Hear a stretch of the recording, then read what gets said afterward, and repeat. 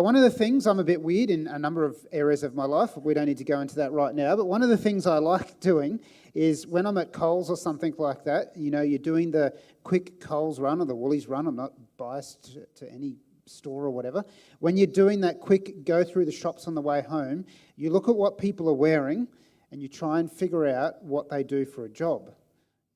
That's just one of the weird things I like doing. If they've got one of those lanyards around their neck and it's got like sign language on it, I go, I reckon they're a teacher or something like that. If they've got no money, they're probably a chaplain.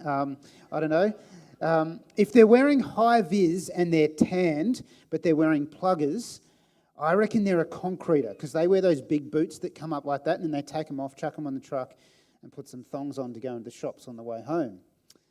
I decided, foolishly, to play that game with teachers at Bray High a little while ago. I was helping do the chappie pancakes, and actually it was just for the teachers. And so I was trying to guess the teacher's department. Are you an English teacher? Are you a maths teacher? Are you a science teacher? Based on what they were wearing. The ultimate insult, she was actually a business teacher, and I looked at her and I went, I reckon you're an English teacher. And she was like, ugh! It was disgusting. Like, how dare you call me an English teacher? What is it about what I'm wearing that makes me look like an English teacher? Like, she was offended by it. I wonder if you've ever had a time, positively or negatively, where you've been recognised at work or somewhere as a Christian. People have picked it. They've seen by something you've said or done or whatever that they think you might be a Christian. Or perhaps there's been a time where someone who knows you're a Christian in your workplace, they've observed something that you've done and it's created a conversation. They've noticed something about something you've said or something that you do in your life and they've kind of connected that with your faith and they want to talk about that. I remember in year 11 and 12, my English teacher for year 11 and 12 English teacher, she was an atheist. And we used to spend my detentions debating Christianity and stuff like that. It was fun. I remember one day, she said, I was a bit of a chatter in class. One day I'd obviously gone a bit beyond what I should have done in class. She kept me back in for a detention. I'd probably been a bit inconsiderate and rude to her in the way that I'd been in class that day. And she said to me, I'm not sure if the way that you acted today was in line with your faith. What? You don't even believe in God. You can't call me out on my faith. But she was right. The way I was acting was different to who I said I was. A few years later, I was working in a car park when I was going through uni, and I was having a conversation with the guy that I was on shift with, and he was chatting to me, and we were talking about life and all that sort of stuff, and I was talking about my girlfriend, Robin. We're now married, but I was talking about my girlfriend at the time, Robin, and he started asking bedroom questions. And that's just an awkward conversation to have at work, full stop. But I then started to share my faith and my beliefs around my Christian faith and what that might look like in my relationship with Robin, and his brain just went... And so he knew me then in the workplace as the Christian guy, that weird guy who does that kind of different way of living. But we would consistently have, when we're on shift together, these opportunities, once other people had gone off to their jobs where it was just he and I, where he would sometimes ask faith questions because there was something different about the way that I lived.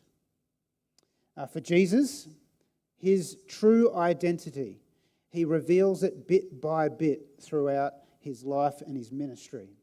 We're reading through some of the stories in the Gospel of Luke at the moment.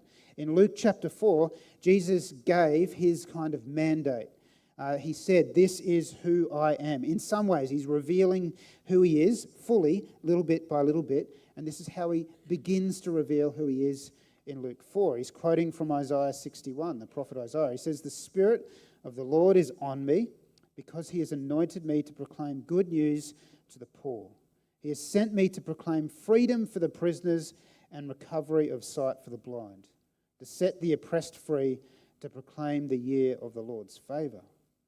And throughout the next chapters, we've been looking at these stories in those next few chapters after that. Jesus is in around the area of Galilee, and the way that he lives is corresponding with the mandate he's been given from God. who he is, his identity. He's revealing that little bit by little bit. People are beginning to recognize it. The poor are beginning to flock to him. He said that's what his mandate is. Now he's acting in a way which looks like this amazing new thing, and crowds are following after him. He's doing amazing miracles. Last week we looked at the story of Jesus raising a 12-year-old girl who had died and bringing her back to life. He's compassionate. He's concerned for the least, the lost, and the last. And it's glorious to see what he's doing. People are speculating. Is he a prophet? Is he a rabbi? He's a great miracle worker. Perhaps he's something even more than that. And this identity of who Jesus is, by what he says, by what he does, is being revealed bit by bit. Jesus then, after this kind of time in and around Galilee, he turns to his followers and he asks them the direct question. He turns to his disciples and they're praying in private one day and he asks them this question: who do the crowds say I am? They replied, well, some are saying John the Baptist. Others are saying the prophet Elijah, and still others that one of the prophets of long ago has come back to life. But what about you? Jesus asked. Who do you say that I am? And Peter answered, God's Messiah. Jesus' ministry to the crowds, growing fame, it's bringing about whole life change. And at this moment, Jesus now puts the dots together. He makes some connections and says, I think you're God's Messiah. We've been saying for a few weeks that there's a turning point in the Gospel of Luke where things drastically change for Jesus and his ministry. And it's happening in this chapter, in Luke chapter 9. This is part of it, Peter's declaration. This is who you are, Jesus. It's a turning point in Jesus' ministry. The very next words out of Jesus' mouth reflect this turning point, this change in what Jesus is going to be doing. Very next words, Jesus strictly warned them not to tell this to anyone, or at least not yet. It'll be revealed in time. Then Jesus goes on to say, the Son of Man must suffer many things and be rejected by the elders, the chief priests, and the teachers of the law, and he must be killed and on the third day be raised to life. What does it look like to be God's Messiah? Well, it has looked like glory and power and miracles and crowds and fame, and now Jesus is revealing that it's also going to involve suffering and service. That's another defining characteristic, that he's going to suffer. Up until this point, the excitement of Jesus is ushering in this time of favor with God. This is awesome. Now Jesus reveals that that's being ushered in through this time of being a suffering servant. And you can imagine the crowd. What? Wait, hang on. And they're just trying to process this as Jesus tells them. In fact, this is what the prophet Isaiah had indeed prophesied long ago. That before chapter 61 in Isaiah, before we talk about this idea of God coming and this time of favour, that there's these passages talking about a suffering servant. In chapter 52 of Isaiah, these words, my servant will act wisely, he'll be raised and lifted up, highly exalted. As there were many who were appalled at him, his appearance was so disfigured beyond that of any human being, and his form marred beyond human likeness. It's this idea of glory and being lifted up, but also like despicable and being marred. It goes on in chapter 53. He was despised and rejected, these famous words, by mankind, a man of suffering and familiar with pain, like one from whom people hid their faces. He was despised and we held him in low esteem. Surely he took up our pain and bore our suffering, yet we considered him punished by God, stricken by him and afflicted. But he was pierced for our transgressions. He was crushed for our iniquities. The punishment that brought us peace was on him, and by his wounds we were healed. I read a story of a Navy SEAL that was part of a covert operation. They had to go in to enemy territory and rescue some hostages. They flew in by helicopter. You can imagine it in the movies, lowering out of the helicopter, going in. And they get into this room where they find the hostages, and it smells, and it's dark, and they're huddled on the ground, hidden, terrified in the corner. And these SEALs enter the room. They open the door, and you can imagine the light streaming in, all the headlamps and all that kind of stuff. It would be an intense kind of scene. And they stand at the door, and they call out to the prisoners, "We're here to rescue you. Come, follow us." But the prisoners stayed on the floor, motionless. They did not move, their eyes hidden in fear. And so the story is of this Navy SEAL officer. He takes off his helmet so they can see his eyes. He puts down his weapon. And what worked was that he had to get down on the ground and curl up next to, touching and being with the hostages on the ground. He tried to soften the look on his face. Instead of intense kind of eyes, to soften the look on his face. He was trying to show them that he was one of them, because none of the guards would have acted like that. And he stayed there for a little while, huddled in the corner with these hostages. And finally, one of them looked up and met him in the eyes, and he was able to whisper to them, "I'm here to rescue you. Follow me." He stood to his feet, and one by one, the hostages did the same, stand up, and they're all willing to go, to follow. There's something about what Jesus does on the cross that's heroic, that's courageous, that we should celebrate and tell the story of. Just like this Navy SEAL officer, risking their life, laying down, getting in with the people in order to rescue and save them. But that guy, that Navy SEAL officer, probably got medals on his chest and was marched down the street and celebrated, and yet the opposite is true for Jesus. There's something about the way that Jesus lays down his life that's ugly. It's despised. There's no medals being handed out. He's stricken. And what he's doing, even though he's rescuing people, people are going to look at him and say, "You're being punished by God."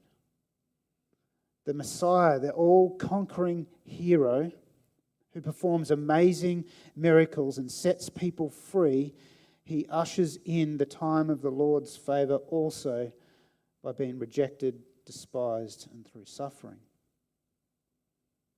This is a turning point, isn't it? This is a new piece of information. What does it look like to be God's Messiah? Well, it looks like this as well. Now, we actually read the turning point in Luke chapter 9, verse 51, that in amongst all of this, knowing Jesus' mandate, knowing his mission, that Jesus actually sets his face towards Jerusalem. This is what I must do now. What's going to be the defining characteristic of the next part of my journey? It's resolutely set towards accomplishing God's mission by laying down his life, by suffering.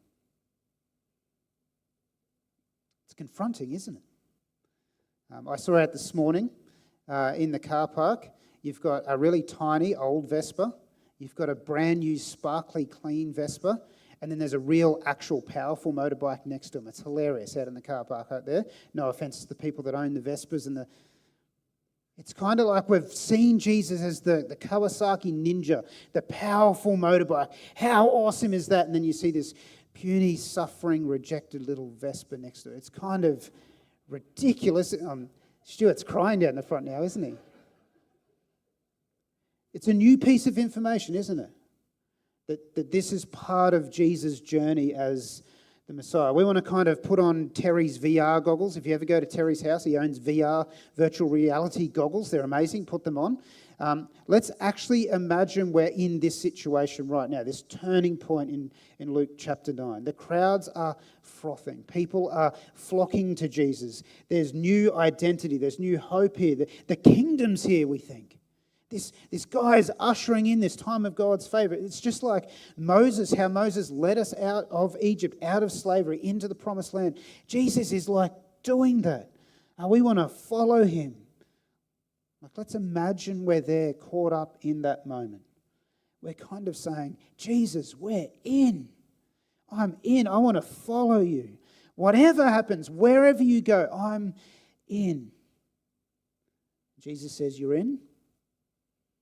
Here's his next words to this group of would-be followers that are kind of saying they're all in, that they want to lay down their lives, they want to follow him to the ends of the earth. Jesus said to them all, whoever wants to be my disciple must deny themselves and take up their cross daily and follow me.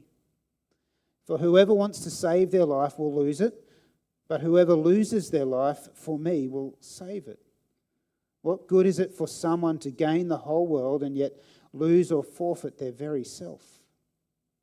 Whoever is ashamed of me and my words, the Son of Man will be ashamed of them when he comes in glory, and in the glory of the Father and of the holy angels. I reckon we struggle with these kind of words these days, don't we? We're kind of used to softer language at the moment. You can have your truth and you can live your way and I'll live my way, and that's kind of what works for you and that's good for you. And especially Australians, I reckon we hate being told what to do. We're suspicious of authority. And so these kind of hard words, authoritative words, deny yourself, pick up your cross, follow me. In the original language, like, these are very strong words. This is not an invitation, hey, if you'd like to. This is not kind of encouraging, oh, come on, keep trying to do this. Jesus is using commands. Deny yourself, pick up your cross, follow me. Jesus is saying that the life that he is beginning to journey on, as he sets his face towards Jerusalem, as he's ushering in the kingdom of God, that it's going to involve suffering service, and that for his followers too. If you're going to join me in this journey, deny yourself, pick up your cross, come follow me. The image of the cross, because Jesus hasn't died on the cross yet, has he? The image of the cross in ancient days was an image of being rejected, like totally rejected. If you had committed a severe crime and the state had decided that you were guilty, then they were eliminating you, and they were going to do it in the most publicly humiliating way possible. The cross is an image of shame and rejection. So when Jesus says, pick up your cross, he's saying, pick up and embrace this idea that there may be rejection and certain death in the journey in following me. When Jesus says, pick up your cross and follow me, he's saying that there's a fundamental commitment that he's asking his followers to make that requires putting aside our own agenda, denying ourselves, renouncing anything that kind of is on our agenda and our will, picking up our cross. There's a determination that let's continue on this journey following Jesus no matter what. Now, that kind of intense image was a bit more commonplace than we're used to back in that ancient world. For a person to follow after Jesus in that time and place, it meant that they were expecting rejection, that they might be disowned by their family, ostracized from the synagogue, excluded and put on the outside because of their faith in Jesus. It might even mean death. It was extreme. Choosing Jesus meant almost likely, if not certain, opposition from the world. Jesus goes on to explain, if you try to save your life, if you want to protect yourself from that almost certain opposition from the world that you're going to face, what will result is the loss of real life with me. The life you've seen and been experiencing with me. But, Jesus says, if you're willing to lose your life for my sake, for the sake of the things of God, then you're going to discover real life with me. That's why he asked them the question, what good would it be for you to gain the whole world but forfeit your very soul, your very self? He's saying if we could possess all the provision and power and property, everything that this world could offer, but not have Jesus, that we've not made that fundamental commitment to Jesus, then there's a very real possibility that we, in fact, lose life. Jesus talks about himself in the third person. He says, when I come, when the Son of Man comes, those who took on the shame of identifying with him, they won't be ashamed anymore. He's telling his disciples, he's asking them, identify with me, continue on this journey of being my disciple, no matter what, come what may, even if it involves rejection and death. It's intense, isn't it? We're not used to hearing words like that. We're not used to people making massive commitments like that anymore. And Jesus is now showing this is what it means to be God's Messiah. This is what it means to come after me, to follow me. Yes, there's moments of glory and power and freedom and hope, and there is real life with Jesus in his kingdom. There's a recognition also of rejection and death. And so as Jesus now makes this journey to Jerusalem, we read later in chapter 9 these words from Jesus. As they're walking along the road, a man came up to Jesus. He's ready. He's all in. He says to Jesus, I will follow you wherever you go. And Jesus replied, well, foxes have dens, birds have nests, but the Son of Man has no place to lay his head. Jesus is letting him know that his existence, that his life, his ministry has uncertain times ahead. He's not part of any pre-existing community. He relies and lives on the donations of others. It sometimes feels like he's an exile or a sojourner in a foreign land.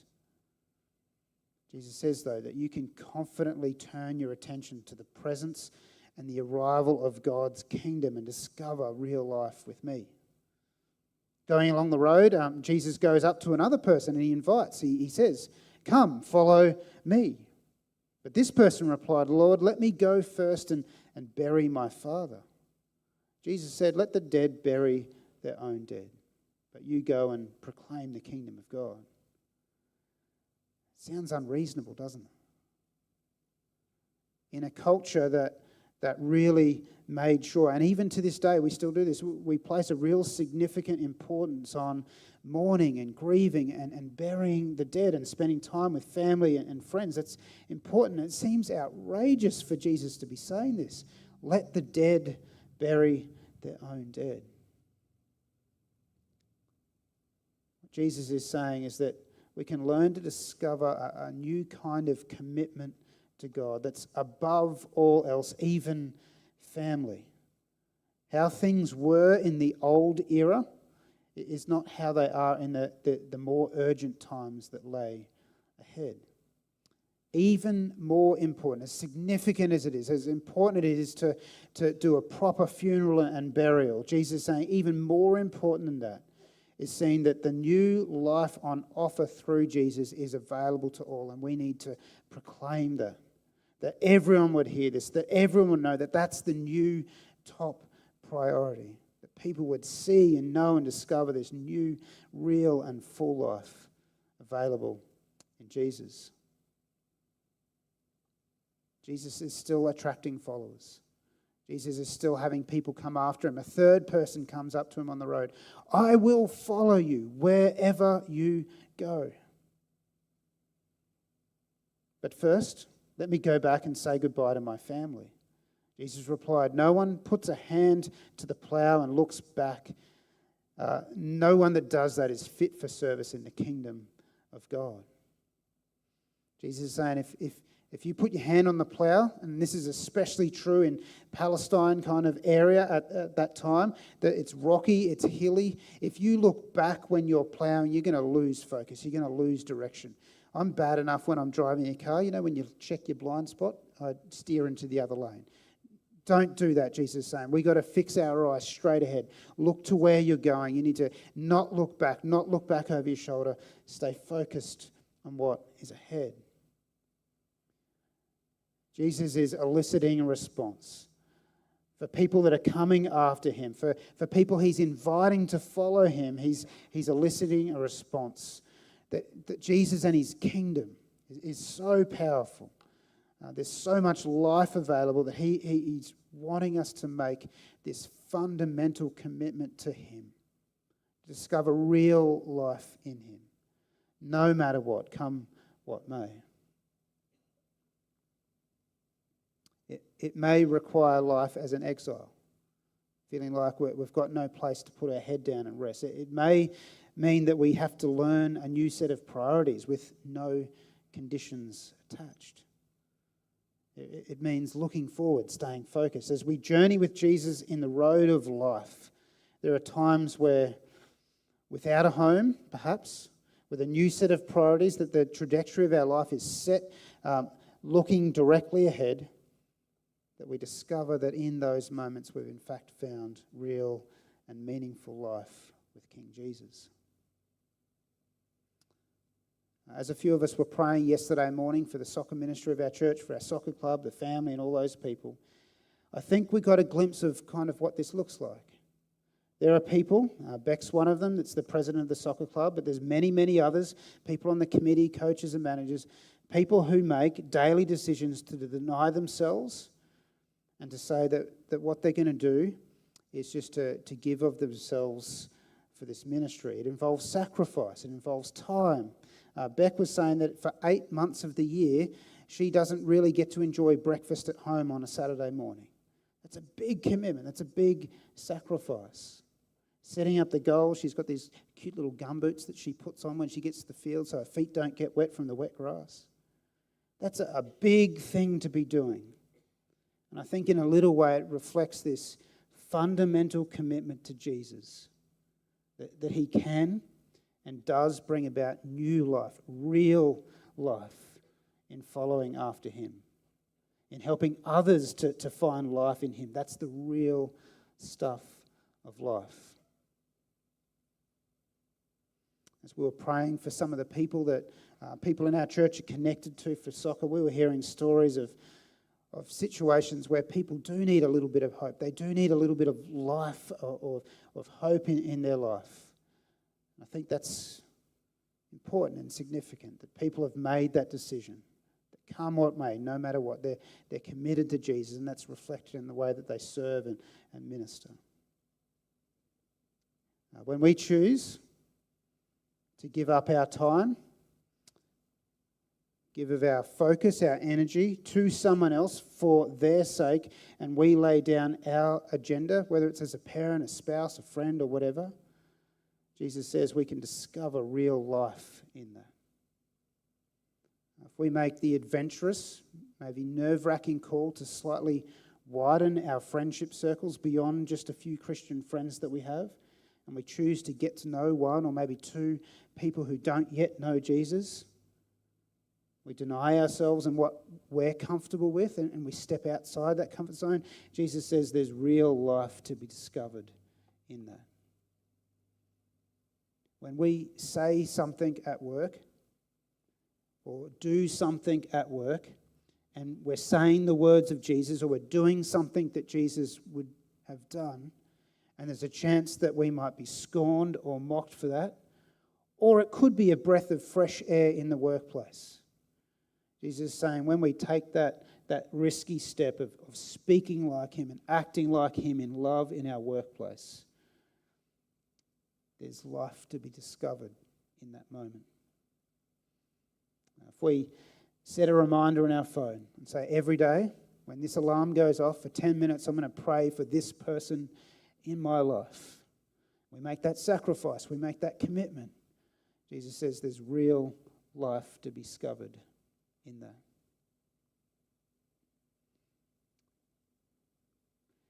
seems intense, seems full on. But as we finish this morning, I want to give us a picture of what it looked like in the very, very first church. We see a community of people who do respond to the tough call of Jesus. They follow after him, even through his death and resurrection. They continue to follow and live in his name. And there's this small community of people in Jerusalem, then expanding out, that live for his sake and take on the tough call of Jesus. And the description of this community, it's not mournful.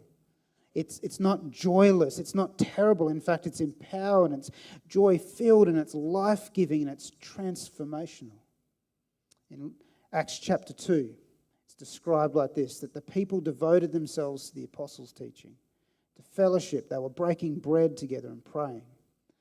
Everyone was filled with awe at the many wonders and signs performed by the apostles.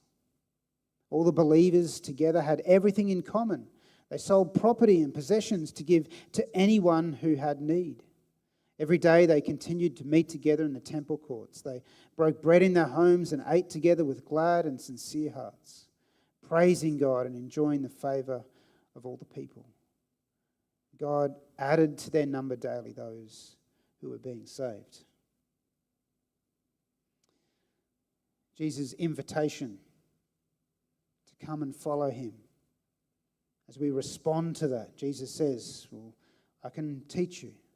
You can learn to deny yourself, to pick up your cross and to continue to follow after me. And we'll get glimpses like this in our lives, in our families' lives, in our church, in our neighbourhood, where this lifestyle of choosing to give up our will, to lay down our agenda and to embrace Jesus and his kingdom would bring about transformation in powerful, powerful ways. As we pray now, I've just wondered if again this morning, this is another opportunity from Jesus for us to be laying down our agenda, our will, in response to him. There's been a number of sermons and passages over the last month or so where we've been invited to do this very thing. Ben and Petra stood on the stage here and they talked about Jesus praying the prayer of blood coming out of him, sweating drops of blood and saying, God, not my will, but your will. We looked at the Lord's Prayer a little while ago, a couple of weeks ago, I think it was. And this idea of we're praying for God's kingdom to come on earth, in heaven, that he would reign in our hearts and our lives. It's an intense kind of command, isn't it? An intense kind of invitation from Jesus to come and to follow him. I don't know if you've noticed, as we respond in worship, we're often singing 2 or sometimes even 3 songs. And that's designed as a space where we can be responsive. At least to begin with, that we might be responding individually. There'll be something this morning that Jesus is prompting us by his Spirit to say, I want you to lay that down. I want you to let go of that. I want you to leave that behind and not look back at it. And Jesus is inviting us to pick up. What's this new thing he's inviting us to pick up? If you're putting this down, if you're laying down your will, what's the new thing I'm calling you to pick up? What's the thing you will do today? What's the thing you will do tomorrow? What's the response for me this week to put into our life? And we trust that by God's Spirit, his power within us, our friends and family here supporting us, the grace of Jesus, knowing that even when we make mistakes, he picks us up and helps us to keep going. What's that thing that Jesus is inviting us to respond to him this morning? Jesus, we thank you for who you are. We do see, we celebrate the glorious things that you did in your life on earth. We celebrate, we rejoice, we long for more of the miracles and the power of your ministry. That we would see breakthrough, we would see chains broken in people's lives. That Jesus, we would see in our own lives a transformation and being made whole and new again. Jesus, we also see in your radical call that because of who you are, you would help us to take a brave, courageous step where we say we're all in. We're totally committed. In the face of whatever may happen, that Jesus, we're all in. Because of your faithfulness, we can take our first little steps of being faithful to you. And so, Jesus, as we respond now, what do we need to put down? What do we need to let go of? What's old and needs to be left behind? What agenda needs to be laid down at your feet? Help us this morning to lay that down in our total commitment to you. So, Jesus, we give this to you. Jesus, as we lay that down, as we surrender that to you, I pray that your Spirit would give us an image, would give us a decision, would give us something that we need to be saying or doing in its place. That you would ask us to pick something fresh and new up. And it might be difficult, it might be outside of our comfort zone, it might be something that we've never done before. But in our following after you, in our total commitment to you, you're asking us to pick it up and to continue to walk in your steps. Help us to do that this morning as well. We thank you, Jesus, that above all else, you are really, really good.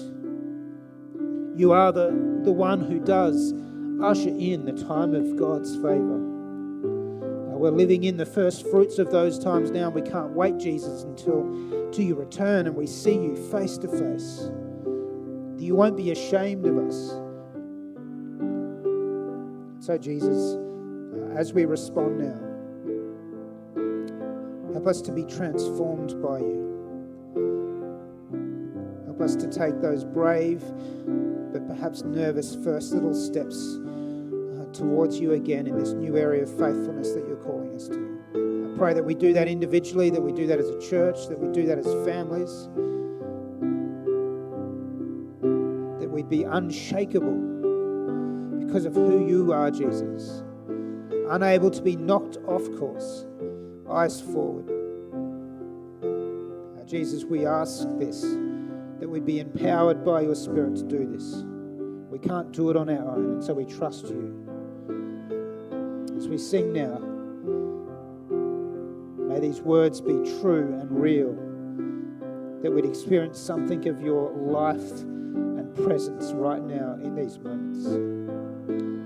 We commit ourselves to you again.